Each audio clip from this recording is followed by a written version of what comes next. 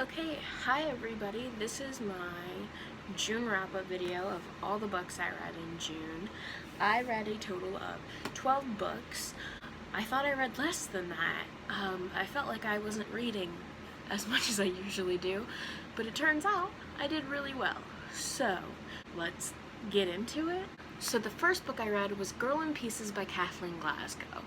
This is about a girl named Charlie Davis who is in an inpatient program for trying to kill herself, and she has like a dark past. Not like mysterious, it's just a really dark contemporary novel, and you follow her through her recovery and moving to Arizona, and it's a really great book. I cried every page. I think I gave it a 4 out of 5 stars on Goodreads, but the more I think about it, I think it's a 5 out of 5 for me. So, highly recommend. The next book I read was On the Come Up by Angie Thomas. I don't have a lot to say about this novel other than it was amazing. I listened to the audiobook in companion to following along in the physical copy.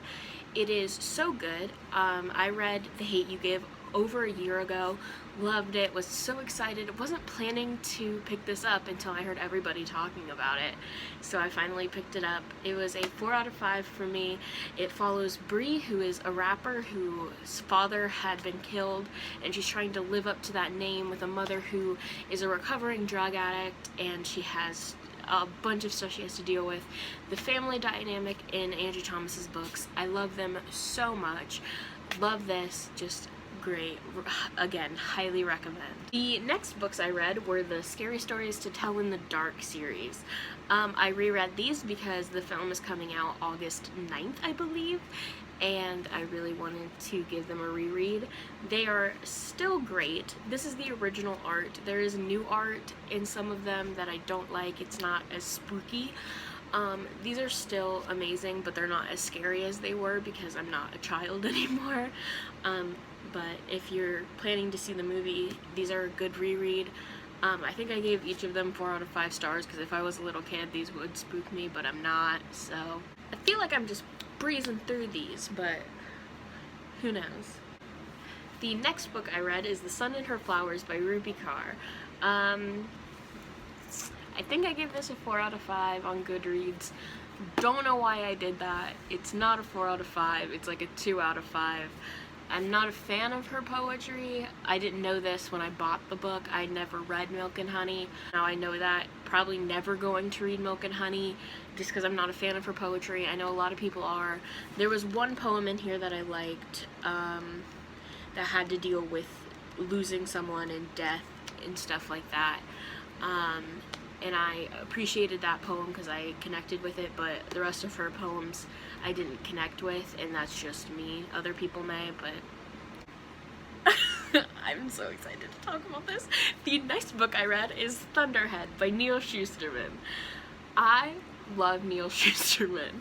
I wasn't planning to read Scythe. I had bought it and was like, I don't know if I want to read this, but then I bought Dry and read that, and I was like, this is amazing, I need to read Scythe now. So I bought it, I read Scythe, it's amazing. So this is the sequel to Scythe, and whew, it took so many unexpected turns in the best way possible. The last 100 pages, you couldn't see what was coming. It was so exciting, confusing at some points, but in the best way possible. 5 out of 5 stars. I think I gave it a 4 out of 5 on Goodreads, but it's definitely a 5 out of 5. My Goodreads ratings are all over the place because my default is automatically 4 out of 5 stars, even if I wasn't crazy about the book. The next book I read is a Prince Honors book, and it is We Are Okay by Nina LaCour. This book I liked. That's it. I wanted more from Marin, because it is a very thin book. It's like less than 300 pages, I believe, and I just wanted more, but it was still good. It's still a 4 out of 5. I recommend for someone who's dealing with grief to read this book, because Marin in this book is dealing with the loss of her grandfather and her mother, and she has run away to college and is trying to get through that, and her friend comes and visits, and that really kind of pushes her a little bit. Marin is also queer. She has romantic interest in her best friend. They were at one point together, but they aren't anymore. So that was a great add-in that I was not expecting. I don't think I've ever filmed a video that's this long, but we're gonna keep chugging along.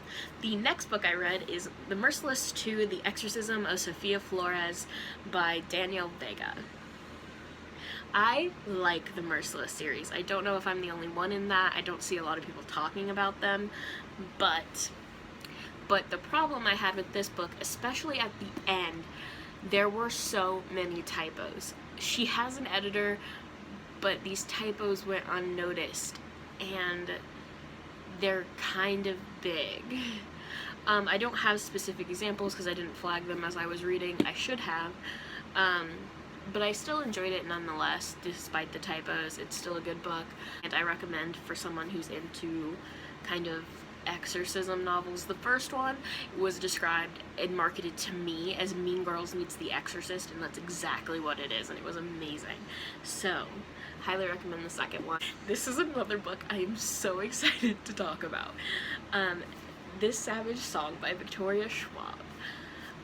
I started this book after a long day of reading. I had read like all of this and some of a different book, and then started the beginning of this, and I was so confused, my brain hurt. Literally as soon, it was like the first 22 pages, but then after that everything was fine. I don't really know why I was so confused. I think it was just a rough day for my brain. This book follows Kate and August, who live in V City, or Verity, which is a province or section of their world where there are 3 kinds of monsters, and August is one type called a Sunai, who can steal your soul by playing you a song, and hence why it's called This Savage Song. And they have to team up because someone is trying to kill Kate and frame the Sunai for it.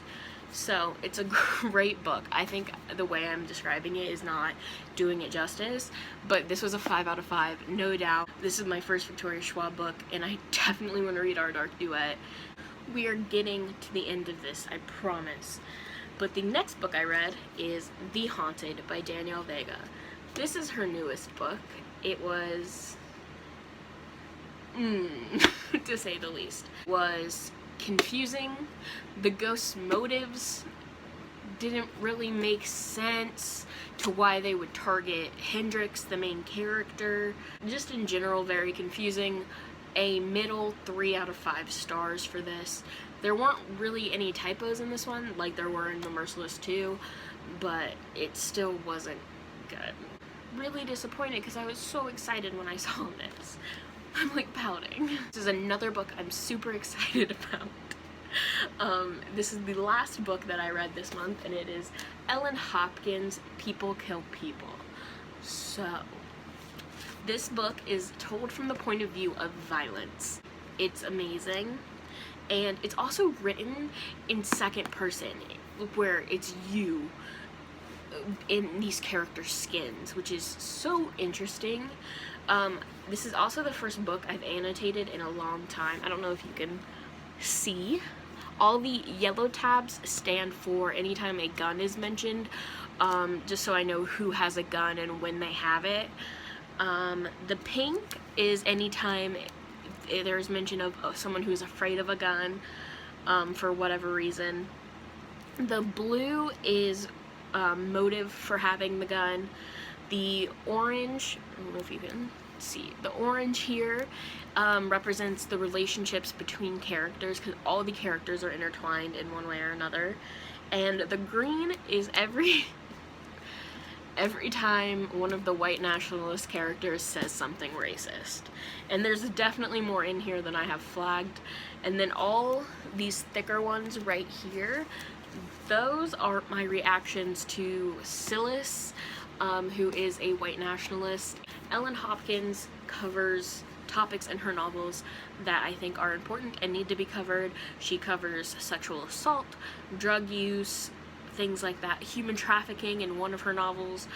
So I highly recommend checking out Ellen Hopkins. I don't feel like people talk about her enough anymore. I don't know if anyone ever talked about her. So June was a very good reading month for me. I always see people who have like huge stacks of books and I'm like, wish that was me, but doing these videos is going to help me see that I read way more than I think I do. Thank you guys for watching. I just got a message. I'm filming this on my phone because I'm a professional.